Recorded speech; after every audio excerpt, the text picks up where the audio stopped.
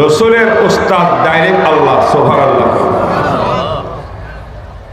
সানুকরিউকা ফালা তানসা ইল্লা মা শাআল্লাহ লা তুহাররিক বিহি লিসানাকা লিতা'জালা বিহি ইন্না আলাইনা জামআহু ওয়া কুরআনাহু ফাইযা ক্বারা'নাহু ফাত্তাবি' কুরআনাহু সুম্মা ইন্না আলাইনা বায়ানাহু। সুবহানাল্লাহ। নবীজি কোরআন মুখস্থ করার জন্য জিহ্বা রাখতে হবে না, মুখ নাড়ানাড়ি করতে হবে না, মক্তবের বাচ্চাদের মতো বলে যাওয়ার আশঙ্কা। কারণ আমি আল্লাহ যিনি কোরআন আপনাকে পড়াইছি, যিনি কোরআন নাযিল করছি, আমি আল্লাহ আপনার সিনার ভিতরে কোরআনকে রেকর্ড করে দেওয়ার দায়িত্ব আমি নিয়েছি।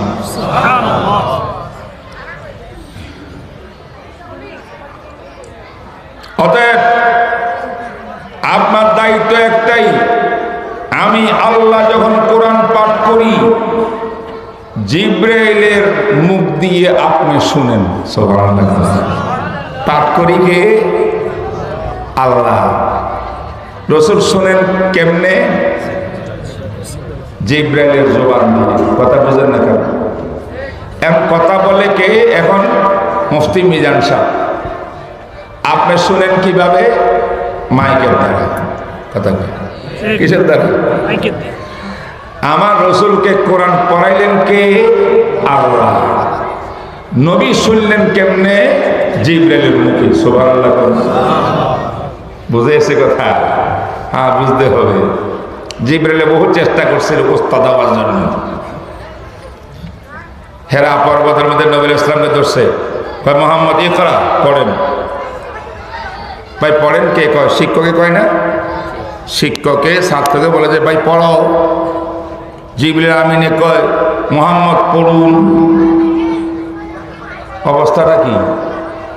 অর্থাৎ জিবরাইল উস্তাদ, রসুল শিক্ষক, ছাত্র। রসুল বলেন মা আনা বিকারি, আমি পড়ব না, পড়তে জানি না, না পড়ব না,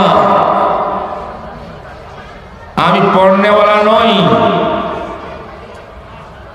40 বছর 6 মাস 40.5 বছর জীবন কাটাই দিছি, কোন গায়রুল্লাহর কাছে এক শব্দ পড়ি নাই। আজকে তোমার কাছে পড়ব না। বুঝে না? জিবরাইল তো বেকুব হয়ে গেছে, কি করব? আল্লাহ করলে পড়াইবার জন্য, উনি আইলেন পড়াইতে, এখন তো ছাত্রকে পড়বো না। তো জিবরাইল মনে করছে যে আমার নবী বুঝতে পারে নাই কি পড়ার কথা আমি বলতেছি। তো যেহেতু উনি একটা মানুষ, আর এটা ঐশী বাণী আল্লাহর পক্ষ থেকে এসেছে, আমি নূরানী ফেরেশতা জিবরাইল, উনি বিষয়টা পুরো উপলব্ধি করতে পারতেছেন না। এবার বন্ধুর মতো জড়াই দরিয়া জোরে এক ছিপ দিছে। ফারাত্তানি হাত্তা বালাগা মিনাল জুহদ ফাআরসালানি, ছেড়ে দিয়েছেন। জিবরাইলের ধারণা এবার করতে পারবে, কারণ জিবরাইল বুকের সঙ্গে জড়াই দরিয়া যখন এক চিপ দিছে, রাসূলুল্লাহ সাল্লাল্লাহু আলাইহি ওয়াসাল্লাম এই আলমে মুশাহাদা দুনিয়ার এই জগৎ থেকে আধ্যাত্মিকভাবে তিনি ঊর্ধ্ব আকাশে উঠে গেছেন। সুবহানাল্লাহ। যত ঊর্ধ্ব আকাশে উঠবে তখন ওহির বাণী শিখতে পারবে, বলতে পারবে সহজ। জিবরাইল মনে করছেন বিশ্বনবী পড়বেন, আবার বলে ইকরা, ও নবীজি আবার পড়েন।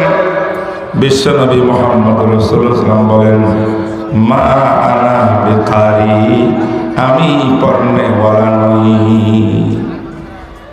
জিবরাইল আবার পেরেশান হয়ে গেল, আবার জোড়াই ধরলেন, আরেকটা তামতিদ করলেন, দাবাইলেন।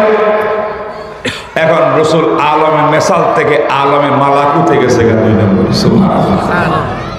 যেই দেশে আমরা আছি এটা না আলমে মুশাহাদা, এর উপরে একটা জগৎ আছে। আমাদের এখন চলতেছে টেলিভিশন, আমরা যা করতেছি এখন একটা জগৎ আছে আমাদের উপরে, এটা আলমে মেসাল বলা।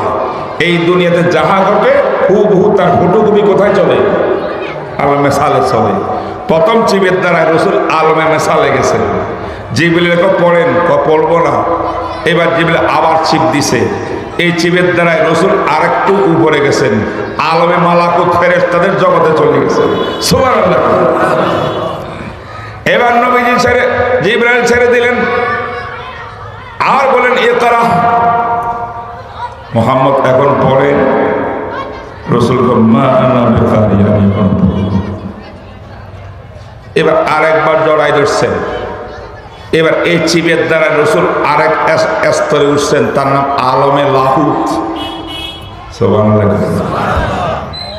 আলমে মুশাহাদা, আলমে মেসাল, আলমে মালাকুত, আলমে লাহুত জাবরুত। তিনটা চিবের দ্বারা আলমে জাবরুত পর্যন্ত রসুল উঠে গেলেন। এরপরে জিবরাইল কয় ইকরা, এখন তো পড়তে পারবেন। আল্লাহ নবী বলেন মা আনা বেকারি, আমি পড়ব না। জিবরাইল হতাশ, পড়ার মতো সব ব্যবস্থা করলাম, এই জগৎ থেকে ঊর্ধ্ব আকাশে নিয়ে গেলাম, আরো ঊর্ধ্ব আকাশে নিয়ে গেলাম, আরো ঊর্ধ্ব আকাশে নিয়ে গেলাম, এখনো তো তিনি পড়েন নাই। একই উত্তর। বলে আমার কেরাম বলছেন হইতে পারে, সম্ভাবনা বেশি। আল্লাহ বলছে জিবরাইল তুমি চিপতে চিপতে চিপতে চিপতে আমার নবীকে সারা রাত হেরা পর্বতের মধ্যে চিপিয়ে দিলেও আমার নবী পড়বে না। ঘটনা হইল তুমি নবীর কথা বুঝতেছ না। আমার নবী বলতেছে আমি পড়বো না। কেন? তোমার কাছে পড়বে কেন? আমি আল্লাহর কাছে পড়বো। কার কাছে পড়বে? আল্লাহ নবী তো আল্লাহ পাককে ওস্তাদ মানবেন, জিবরাইল তো ওস্তাদ না, যতই তরিকা গ্রহণ করুক না কেন। এই জন্য আমার নবীকে মা না বেকারি, জিবরাইল মনে করে পড়তে পারতেছে না, এই জন্য ওনাকে একটু উর্ধ্বাকাশে নিয়ে সম্পর্ক আল্লাহর সঙ্গে করাই দিলে তখন তো মুখ দিয়ে উচ্চারিত হবে। নবী মুখ দিয়ে বের করতে পারেন না। আল্লাহ পাক বলে যত কিছু চিপবেন দাবাবেন, আমার নবী পড়বে না। পড়বে তখন যদি তুমি বলো ইকরা বিসমি রাব্বিকাল্লাযী খালাক। সুবহানাল্লাহ। ইকরা মানে পড়ো। উস্তাদের ছাত্রকে বলে পড়ো। এই পড়ো শব্দ এটা আয়াতের অংশ হিসেবে আমার নবী বুঝেন নাই, হুকুম বুঝছেন, হুকুম নির্দেশ। তুমি তো এটা আয়াতের অংশ, আয়াতটা পুরা পড়ো না। ইকরা বিসমি রাব্বিকাল্লাযী খালাক, পড়ুন আপনার প্রভুর নামে, যে প্রভু পৃথিবী সৃষ্টি করেছে। বুঝেন নাই? এবার নবীজির কি বুঝতে কষ্ট হচ্ছে? এটা জাগতিক কোনো শিক্ষা না, জিবরাইলের বানানোর শিক্ষা না, অন্য কোনো মানুষের তন্ত্রমন্ত্রের শিক্ষা না, পৃথিবীর জাগতিক শিক্ষা না। এই শিক্ষাটা আমার আল্লাহ